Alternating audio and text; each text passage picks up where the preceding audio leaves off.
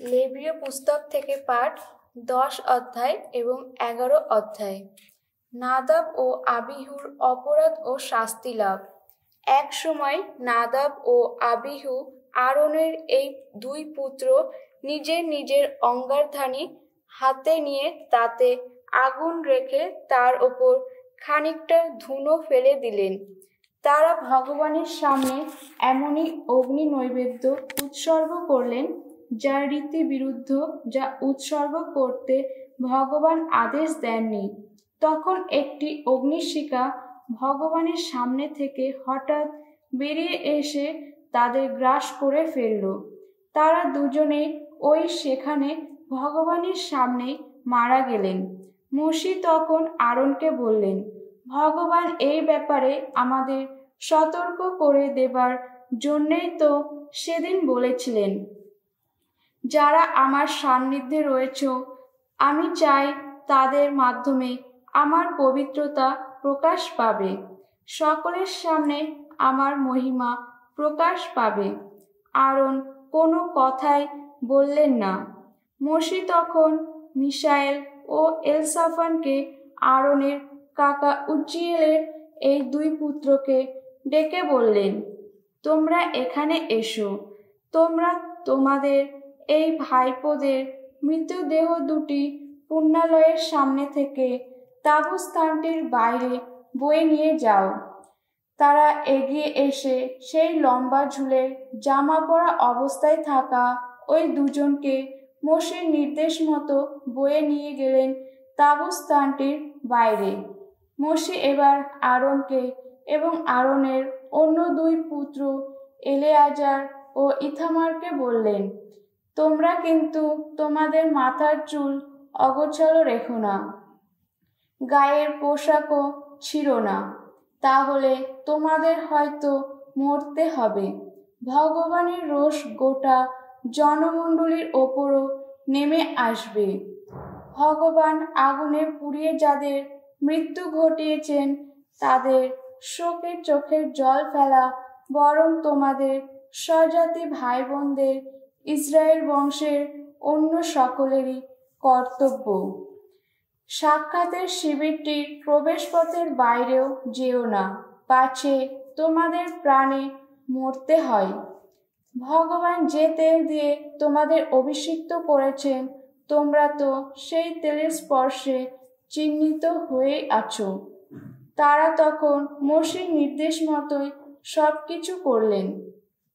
ভগবান আরনকে এই কথা বললেন, তোমার বা তোমার পুত্রদের যখন সাক্ষাতের শিবিরের ভিতরে যাওয়ার কথা, তখন তোমরা কিন্তু সুরা বা অন্য কোনো রকম উগ্র পানীয় মুখে দিও না, তাহলে তোমাদের হয়তো মরতে হবে।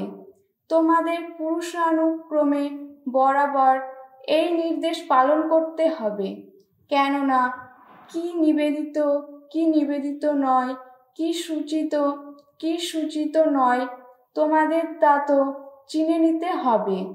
তাছাড়া মোশির মাধ্যমে আমি ভগবান ইসরায়েলীদের যে সমস্ত বিধিনিষেধ জানিয়েছি তোমাদের তা তো সকলকে ঠিকভাবে বোঝাতেও হবে।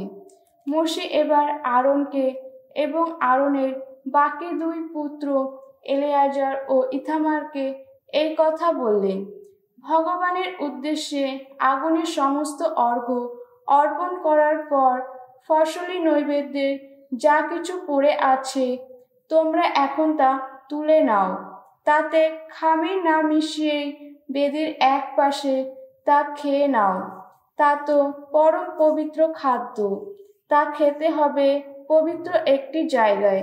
যা কিছু ভগবানের উদ্দেশ্যে আগুনে অর্পণ করা হয় তার পড়ে থাকা সেই অংশটি তোমারই প্রাপ্য এবং তোমার পুত্রদেরই প্রাপ্য। আমাকে তো তেমন আদেশই দেওয়া হয়েছে।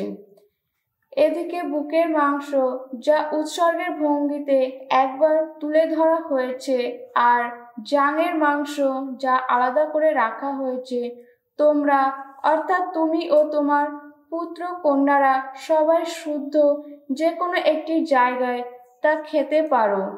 ইসরায়েলীদের মিলনযজ্ঞে নিবেদিত যত পশুর মাংসের ওই অংশ দুটি তো তোমারই প্রাপ্য অংশ হিসাবে এবং তোমার সন্তানদেরই প্রাপ্য অংশ হিসাবে দিয়ে রাখা হয়েছে। ওই যে জাঙের মাংস আলাদা করে রাখার কথা আর যে বুকের মাংস উৎসর্গের ভঙ্গিতে একবার তুলে ধরার কথা, সেই দুটিকে নিয়ে আসতে হবে চর্বিওয়ালা সেই সমস্ত অংশেরই সঙ্গে, যা আগুনে অর্পণ করার কথা। তখন ভগবানের সামনে ওই দুটিকে উৎসর্গের ভঙ্গিতে একবার তুলে ধরা হবে। তখন ওই দুটি তোমারই হবে, তোমার সন্তানদেরও হবে। ওই দুটি বরাবর তোমাদেরই প্রাপ্য হবে। ভগবান তো তেমনই আদেশ দিয়েছেন। পরে মোশে খোঁজ নিয়ে জানতে পারলেন পাপের প্রায়শ্চিত্ত নৈবেদ্য হিসেবে উৎসর্গ করা ছাগলটিকে পুড়িয়ে ফেলা হয়েছে। এতে তিনি আরনের বাকি দুই পুত্র এলিয়াজার ও ইথামারের ওপর ক্রুদ্ধ হলেন। তিনি জিজ্ঞেস করলেন, পাপের প্রায়শ্চিত্ত নৈবেদ্য হিসেবে উৎসর্গ করা ওই পশুটির মাংস তোমরা কেনই বা পুণ্যালয়ের এলাকায় খাওনি? তা তো পরম পবিত্র খাদ্য, আর ভগবান তো সে খাদ্য তোমাদেরই দিয়েছেন, যাতে তোমরা তার সামনে জনমণ্ডলীর মানুষদের জন্য প্রায়শ্চিত্ত ক্রিয়া সম্পন্ন করে তাদের অপরাধ খালন করতে পারো। ওই পশুটির রক্ত পুণ্যালয়ের ভিতরে নিয়ে যাওয়া হয়নি। যখন আমার নির্দেশ মতো তোমাদের উচিত ছিল পুণ্যালয়ের মধ্যে তার মাংস খাওয়া। আরন তখন মোশিকে উত্তর দিলেন, একবার ভেবে দেখো তো, আজ লোকেরা তাদের পাপের প্রায়শ্চিত্ত নৈবেদ্য ও তাদের পূর্ণাহুতি দেওয়ার মতো অর্ঘ্য ভগবানের সামনে এনে নিবেদন করেছে, আর তবুও আমার ওপর কিনা অমন বিপর্যয় নেমে এলো। আজ আমি যদি পাপের প্রায়শ্চিত্ত নৈবেদ্যের মাংস খেতাম, ভগবানের দৃষ্টিতে তা কি ভালো হতো? এই কথা শুনে মোশে মনে করলেন আরন ঠিকই কাজ করেছেন। মোশে ও আরনকে ভগবান একদিন এই কথা বললেন, তোমরা ইসরায়েলীয়দের বলো, স্থলচর পশুদের মধ্যে এই সব পশুর মাংস খাওয়া চলবে।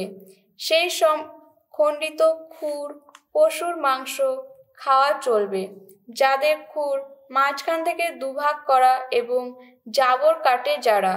তবে জাবর কাটে যারা কিংবা খণ্ডিত খুর আছে যাদের, তেমন কয়েকটি পশু আছে যাদের মাংস খাওয়া চলবে না। সেগুলি হলো উট, সে অবশ্য জাবর কাটে, কিন্তু তার খুর খণ্ডিত নয়। তোমরা তাকে অশুচি পশু বলেই গণ্য করবে।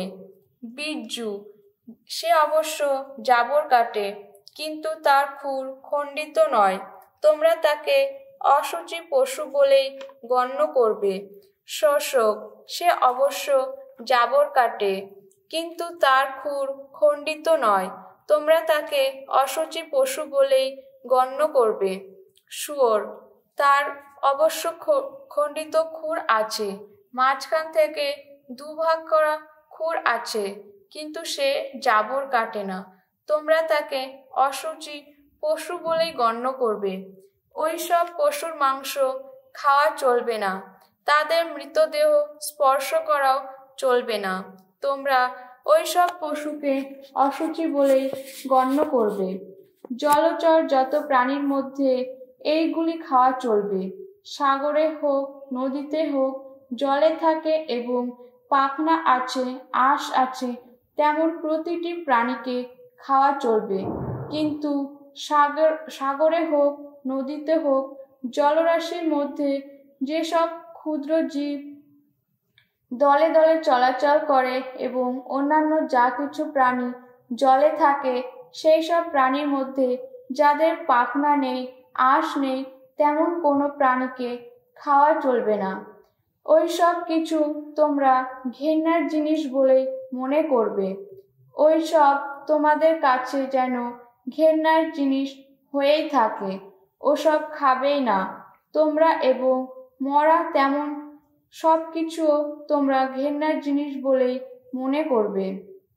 জলচর যেসব প্রাণীর পাখনা নেই, আঁশ নেই, তেমন সব কিছু তোমরা ঘেন্নার জিনিস বলেই মনে করবে।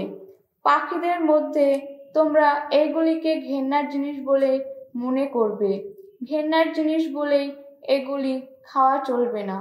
ঈগল, শকুনি, কালো শকুনি, চিল, সব রকম শেন পাখি, সব রকম কাক, উট পাখি, নিশাচর বাজ পাখি, গাংচিল এবং সব রকম বাজ পাখি, ছোট প্যাঁচা, পানকৌড়ি, বড় প্যাঁচা, সাদা প্যাঁচা, কালো প্যাঁচা, সাদা শকুনি, সারস, সব রকম বক, হুপো আর বাদুড়, ডানাওয়ালা চার পায়ে চলে বেড়ানো যত পতঙ্গকে তোমরা ঘেন্নার জিনিস বলেই মনে করবে। তবে ডানাওয়ালা চার পায়ে চলে বেড়ানো ওই সমস্ত পতঙ্গের মধ্যে সেগুলি কিন্তু খাওয়া চলে, যেগুলির গার্ডযুক্ত এবং লম্বা পা আছে, যার সাহায্যে তারা মাটিতে লাফিয়ে লাফিয়ে চলে। যেগুলি খাওয়া চলে সেগুলি হলো সব রকম পঙ্গপাল, সব রকম সোলাম পতঙ্গ, সব রকম ঝিঝি আর সব রকম ফড়িং। কিন্তু ডানাওয়ালা যেসব পতঙ্গের শুধু সাধারণ চারটি পা আছে, সেসব পতঙ্গকে তোমরা ঘেন্নার জিনিস বলেই মনে করবে। যেসব প্রাণীর উল্লেখ করা হলো সেগুলি তোমাদের অসুচিতার কারণ হতে পারে। যে কেউ মৃত সেই সব প্রাণীকে ছুঁয়ে ফেলবে, সে সন্ধ্যা পর্যন্ত অশুচি হয়ে থাকবে। আর যে কেউ মৃত তেমন কোনো প্রাণীকে বয়ে নিয়ে যাবে, তাকে তো নিজের জামা কাপড় সবই কেচে নিতে হবে এবং সে সন্ধ্যা পর্যন্ত অশুচি হয়ে থাকবে। যেসব পশুর খুর কিছুটা খণ্ডিত কিন্তু দুভাগ করা নয়, এবং যেসব পশু জাবর কাটে না, সেগুলিকে তোমরা অশুচি বলে গণ্য করবে। যে কেউ তেমন কোনো পশুকে ছুঁয়ে ফেলে সে অবশ্য অশুচি হয়।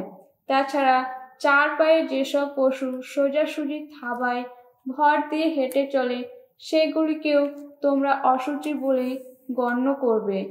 যে কেউ মৃত তেমন কোনো পশুকে ছুঁয়ে ফেলবে সে সন্ধ্যা পর্যন্ত অশুচি হয়ে থাকবে। যে কেউ মৃত তেমন কোনো পশুকে বয়ে নিয়ে যাবে, তাকে তো নিজের জামা কাপড় সবই কেচে নিতে হবে এবং সন্ধ্যা পর্যন্ত অশুচি হয়ে থাকবে। ওই সব পশুকে তোমরা অশুচি বলে গণ্য করবে। যে সব ক্ষুদ্র জীব চারদিক মাটির বুকে চলে বেড়ায় সেগুলির মধ্যে তোমরা এগুলিকে অশুচি বলে গণ্য করবে। ছুঁচো, ইঁদুর এবং সব রকম বড় গিরগিটি, টিকটিকি, ফেউ গিরগিটি, সাধারণ গিরগিটি, বালু গিরগিটি আর ক্রিকলাস, যেসব ক্ষুদ্র জীব চারদিকে চলে বেড়ায় সেগুলির মধ্যে তোমরা ওইগুলিকে অশুচি বলে গণ্য করবে। যে কেউ ওগুলিকে মরা অবস্থায় ছুঁয়ে ফেলবে সে সন্ধ্যা পর্যন্ত অশুচি হয়ে থাকবে। ওই জীবগুলি কোনটি যদি মরা অবস্থায় কোনো জিনিসের ওপর পড়ে যায়, তাহলে ওই জিনিস তাতে অশুচি হবে। তা ওই জিনিস কাঠের তৈরি কোনো কিছু হোক বা কাপড়, চামড়া বা বোড়া, ব্যবহারযোগ্য যে কোনো কিছুই হোক, ওই জিনিসটিকে তখন জলে চুবিয়ে নিতে হবে। তার সন্ধ্যা পর্যন্ত অশুচি হয়ে থাকবে, তারপর শুচি হয়ে উঠবে। যদি ওই জীবগুলি কোনোটি পোড়া মাটির কোনো পাত্রের মধ্যে পড়ে যায়, তাহলে ওই পাত্রটির মধ্যে যা কিছু ছিল তা তো অশুচি হবেই। তার ওপর আবার পাত্রটি ভেঙে ফেলতেই হবে। ওই পাত্রে থাকা কিছু জল যদি এমন কোনো খাদ্যের ওপর পড়ে যায় যা খাওয়া যেতে পারে, তাহলে সেই খাদ্য অশুচি হয়ে যাবে। যে কোনো পাত্রের পানীয় দ্রব্য তেমনি অশুচি হবে। তেমন কোনো জীব যদি মরা অবস্থায় কোনো কিছুর ওপর পড়ে যায় তাহলে ওই জিনিস তাতে অশুচি হবে। তন্দুর বা উনুনের ওপর পড়লে সেগুলো ভেঙে ফেলতে হবে, যেহেতু সেগুলো এখন অশুচি, সেগুলোকে অশুচি বলেই মনে করতে হবে। তবে তার যদি কোনো উৎসের জলে কিংবা জল জমা আছে তেমন কোনো কুয়োর মধ্যেই পড়ে, সেক্ষেত্রে ওই জল শুচি হয়ে থাকবে। অবশ্য কেউ যদি তখন ওই মৃত জীবটি ছুঁয়ে ফেলে তাহলে সে কিন্তু অশুচি হবে। যে বীজগুলি বপনের জন্য রাখা আছে তারই ওপর যদি তেমন কোনো জীব মৃত অবস্থায় পড়ে যায়, সেক্ষেত্রে ওই বীজগুলি শুচি হয়ে থাকবে। অবশ্য বীজগুলিকে যদি জলে ভিজিয়ে রাখা হয়ে থাকে এবং তেমন কোনো জীব যদি মরা অবস্থায় সেগুলির ওপর পড়ে যায় তাহলে সেগুলিকে অশুচি বলেই মনে করতে হবে। যেসব পশুর মাংস তোমাদের খাওয়া চলে সেগুলির কোনোটি যদি মরে যায় তাহলে যে লোক তার মৃতদেহ ছুঁয়ে ফেলবে সে কিন্তু সন্ধ্যা পর্যন্ত অশুচি হয়ে থাকবে। যে লোক ওই মৃত পশুটির কিছু মাংস খাবে পরে তাকে কিন্তু নিজের জামাকাপড় সব কেচে নিতে হবে, সে সন্ধ্যা পর্যন্ত অশুচি হয়ে থাকবে। যে লোক ওই মৃত পশুটিকে বয়ে নিয়ে যাবে পরে তাকে নিজের জামাকাপড় সবই কেচে নিতে হবে, আর সে সন্ধ্যা পর্যন্ত অশুচি হয়ে থাকবে। যে সমস্ত জীব চারদিক মাটির বুকে চলে বেড়ায় সেগুলো তো ঘেন্নারই জিনিস, সেগুলো খাওয়া চলবেই না। ওই যা কিছু বুকে ভর দিয়ে চলে কিংবা যা কিছু চার পায়ে বা চারের বেশি পায়ে চলে বেড়ায়, এক কথায় যে সমস্ত জীব চারদিকে মাটির বুকে চলে বেড়ায় সেগুলো খাওয়া চলবে না, কেননা সেগুলো ঘেন্নারই জিনিস। চারদিকে মাটির বুকে চলে বেড়ায় তেমন কোনো জীবের জন্যে তোমরা নিজেরাই নিজেদের ঘৃণ্য করে তুলো না।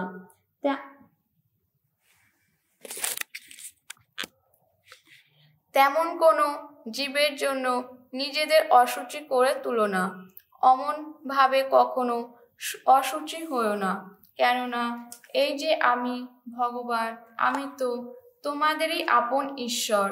আমি নিজে তো পবিত্র, তাই পবিত্র হবার জন্যে তোমাদের উদ্যোগী হতে হবে।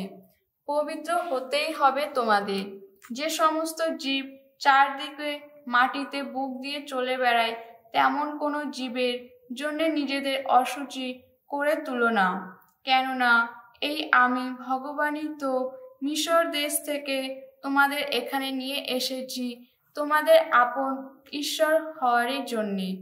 তাই বলছি তোমাদের পবিত্র হতেই হবে, কেননা আমি নিজেই যে পবিত্র।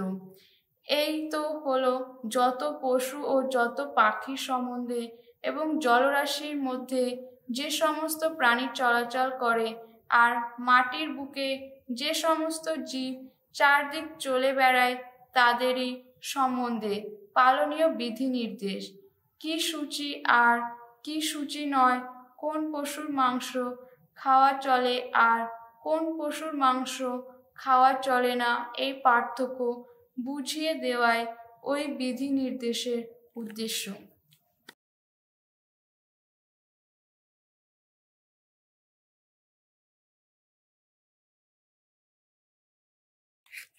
শিষ্যচরিত থেকে পাঠ, 2 অধ্যায় 22 থেকে 47 পদ।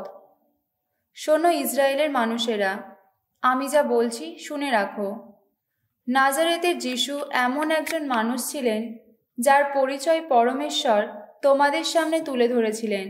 নানা অলৌকিক কর্মকীর্তি, অপার্থিব ঘটনা আর ঐশ নিদর্শনের প্রমাণ দিয়ে তিনি তো যিশুর মধ্য দিয়ে তোমাদের সামনে এই সব কিছু করে গেছেন, তা তোমরা নিজেরাই জানো। পরমেশ্বরের সুনির্দিষ্ট পরিকল্পনা ও পূর্বজ্ঞান অনুসারে যখন যিশুকে তোমাদের হাতে তুলে দেওয়া হলো, তখন তোমরা কিনা তাকে একদল ধর্মহীন মানুষের হাতে দিয়ে ক্রুশবিদ্ধ করালে, তাকে মেরেই ফেললে। পরমেশ্বর কিন্তু তাকে মৃত্যুর সেই প্রসব বেদনার মতো দশা থেকে উদ্ধার করে পুনরুত্থিত করেছেন, কারণ তিনি যে মৃত্যুর বশীভূত হয়ে থাকবেন তা কিছুতেই সম্ভব ছিল না। দাউদ তো তারই সম্বন্ধে বলে গেছেন, আমি অনুক্ষণ দেখতাম প্রভু আমার সামনেই আছেন, আমার ডান পাশেই তিনি, যাতে আমি টলে না যাই। তাই মন আমার পুলকিত, কণ্ঠ আমার উল্লসিত, তাই আমার দেহ সর্বদাই বিশ্রাম পাবে আশার আশ্রয়ে। আমি তো জানি আমাকে তুমি অধোলোকে ফেলে যাবে না কখনো, তোমার পুণ্যজনকে ক্ষয়প্রাপ্ত হতে দেবে না তুমি। আমাকে দেখিয়েছ তুমি জীবনের পথ, আনন্দে ভরিয়ে তুলবে আমায় তোমারই সান্নিধ্যে। শোনো ভাইরা, আমি তোমাদের মুক্ত কণ্ঠে বলতে পারি, সেই কুলপতি দাউদের মৃত্যু হয়েছিল, তাকে সমাধিও দেওয়া হয়েছিল, আর তার সেই সমাধি মন্দির আজও এখানে রয়েছে। কিন্তু তিনি ছিলেন প্রবক্তা, তিনি জানতেন পরমেশ্বর তার কাছে শপথ করেই বলেছেন যে তার বংশেরই একজনকে তিনি তার সিংহাসনে বসাবেন। তাই খ্রিস্টের পুনরুত্থানের আগে থেকেই প্রত্যক্ষ করে তিনি তার সেই পুনরুত্থানেরই সম্বন্ধে বলেছিলেন। তাকে অধোলোকের কবলে ফেলে রাখা হয়নি এবং তার দেহ ক্ষয়প্রাপ্ত হয়নি। হ্যাঁ, এই যিশুকেই পরমেশ্বর পুনরুত্থিত করেছেন। আমরা সকলেই তার সাক্ষী। পরমেশ্বরের আপন শক্তিতে ঊর্ধ্বলোকে উন্নীত হয়ে তিনি পরমপিতার কাছ থেকে প্রতিশ্রুত পবিত্র আত্মাকে গ্রহণ করেছেন। সেই পবিত্র আত্মার প্লাবনী তিনি এমন নামিয়ে এনেছেন, আর সেই তো তোমরা দেখতেই পাচ্ছ, শুনতেও পাচ্ছ। দাউদ নিজে কখনো স্বর্গে ওঠেনি, অথচ দাউদ বলেছেন, প্রভু আমার প্রভুকে বললেন, এসো আমার ডান পাশেই বসো তুমি, তোমার শত্রুদের যতক্ষণ না করি তোমারই পাদপীঠ। তাই বলছি, সমগ্র ইসরায়েল বংশ এই কথা সুনিশ্চিত বলে জানুক যে তোমরা এই যে যিশুকে ক্রুশে দিয়েছিলে, পরমেশ্বর তাকেই করে তুলেছেন প্রভু, তাকেই করে তুলেছেন খ্রিস্ট। এই কথা শুনে সেখানে উপস্থিত লোকেরা তখন মর্মাহত হল। পিতর ও অন্যান্য প্রেরিতরা তারা জিজ্ঞাসা করল, ভাইরা, আমাদের তাহলে এখন কি করা উচিত? পিতর উত্তর দিলেন, তোমরা এখন মন ফেরাও এবং পাপের ক্ষমা পাবার জন্যে তোমরা প্রত্যেকেই যীশুখ্রিস্টের নামে দীক্ষাস্নাত হও। তাহলেই তোমরা পাবে সেই ঐশদান, স্বয়ং সেই পবিত্র আত্মাকে। কারণ সেই দানের প্রতিশ্রুতি দেওয়া হয়েছে তোমাদের উদ্দেশ্যে, তোমাদের সন্তানদের উদ্দেশ্যে এবং দূরে যারা আছে তাদের সকলেরও উদ্দেশ্যে। আমাদের ঈশ্বর স্বয়ং প্রভু যাদেরই আহ্বান করবেন তাদের প্রত্যেকেই উদ্দেশ্যে। আরও অনেক কিছু বলে তিনি তাদের কাছে জোর দিয়ে আবেদন জানাতে লাগলেন, তাদের উৎসাহিতও করতে লাগলেন। তিনি বললেন, এই কুটিল যুগের কবল থেকে নিজেদের রক্ষা করো। যারা তার বাণী শুনে সাড়া দিল তাদের দীক্ষাস্নাত করা হলো।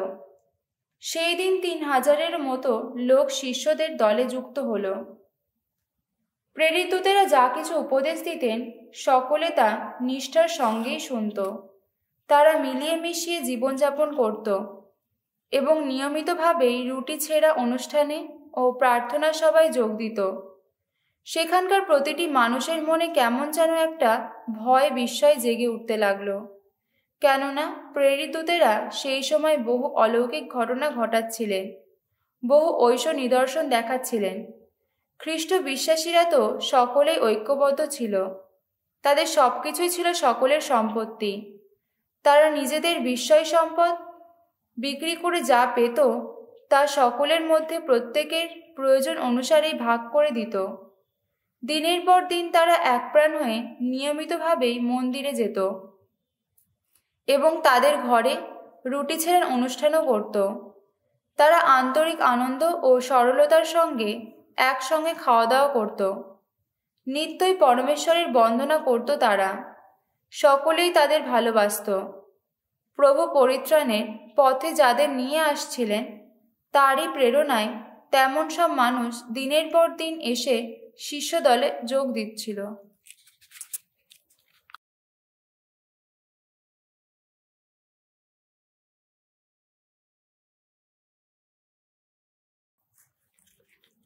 সামসঙ্গীত 7 পরাস্ত জাতির সার্বজনীন প্রার্থনা।